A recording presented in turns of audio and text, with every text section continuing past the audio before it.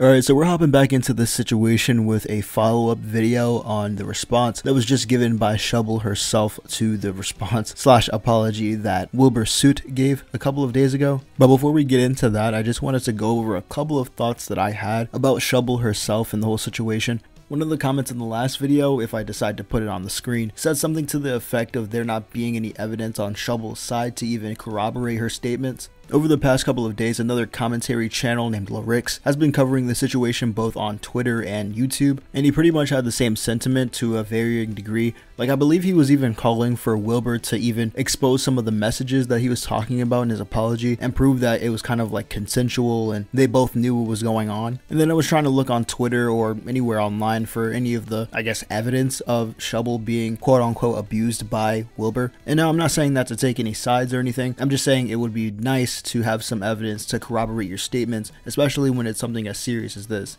A couple of thoughts were going through my head as to why someone would even make up a situation like this, and I guess the only reason that I could really think of, and I'm not saying that this is the definitive reason, I'm just saying this is a thought I had, was that since she's so close to 1 million subscribers, she was like, at the time, maybe 6,000 off. Maybe she tried to get a boost from all the drama, but maybe since it was made up, she doesn't have any evidence. But at the same time, as I was saying in the last video, if this stuff is actually real and she comes out with evidence, then yeah, Wilbur's totally in the wrong, and his response or his apology definitely didn't help. I thought a lot about what I would say when I came back. Firstly, I want to say the biggest thanks to everyone showing their support. I've never felt so cared for, and I've never seen so many communities come together to have somebody's back like this. I'm so proud of everyone taking such a powerful stance against these actions. I've never could have imagined this response. While I didn't do this for myself, through sharing my story, I've healed more parts of myself I had no idea were still pained. I'd like to address the apology. Quite frankly, I've never seen an apology so self-centered. It seems to purposefully misconstrue the issue I very clearly laid out. My issue was not with being bit, it was with being hurt. And to vaguely apologize for any hurt while knowing we needed a safe word because I was being hurt so often by accident and I continued to be hurt daily is incredibly disrespectful, but not more disrespectful than not even saying my name. I believe I am referred to as ex-girlfriend, so if you don't know who he's talking about, you might not find out what he did. This is not how you take accountability. Not only are there no DMs whatsoever where it is expressed that I enjoy being hurt by my partner, to imply there was consent in text over an issue that entirely happened in person, where every conversation about it happened in person is ridiculous. He knows how often I asked him to stop hurting me, that I didn't like being covered in bruises all the time, entirely why he switched up to biting my legs so no one would think I looked abused, but he continued to hurt me. He either didn't take my pleas for it to stop seriously, or he didn't hear them at all. And I guess here's like the big dilemma for me. I don't really know who to believe because there's not enough evidence. I mean, it's more like a he said, she said kind of thing. It's kind of weird to me that Wilbur hasn't released anything else that would contradict what Shelby is saying, because the only two things that we have to go on are the apology saying that there are text messages that prove things were consensual between the two, and the response from Shelby that I'm reading right now. And now that I'm thinking about it, there was somebody who posted on Twitter 3 things that could have been happening behind the scenes for the past couple of days, at least on Wilbur's end. One of them is that he's planning to take legal action, and lawyers have told him to hold back any actual evidence until further dates, or that he's planning a proper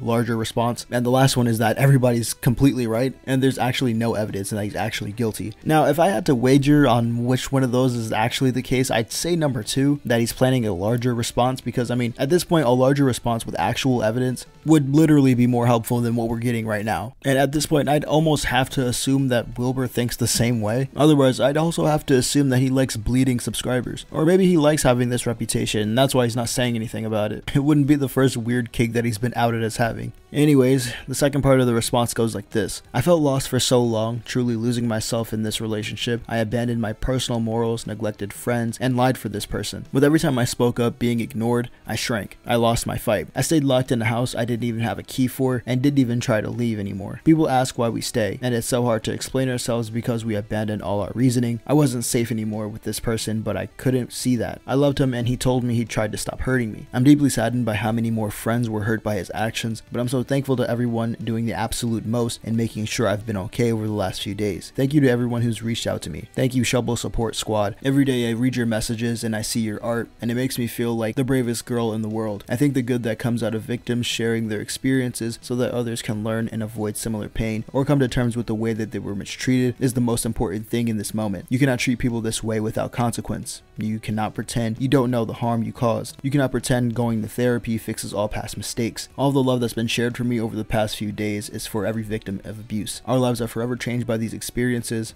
I now struggle with memory problems and extreme anxiety, and it may be a while before I feel fully like myself, but I know I have my spark back. Please remember how brave you are and how strong you are. We shouldn't be expected to be silent when we are mistreated. So ultimately, I guess we just have to see where this story ends up going. Whether or not Wilbur is going to make another response still has yet to be seen, and I guess for his career's sake, I'd hope he says something else, because it's not looking too good, man. At the time of this recording on Social Blade, he's lost over 100,000 subscribers, close to 200,000. So like I said, we'll just have to see. That's going to be it for me today, guys. I hope you did enjoy. If you did, hit that like button. If you want more content similar to this, hit that subscribe button. I'll see you in the next one. Sub up, stay safe, and peace.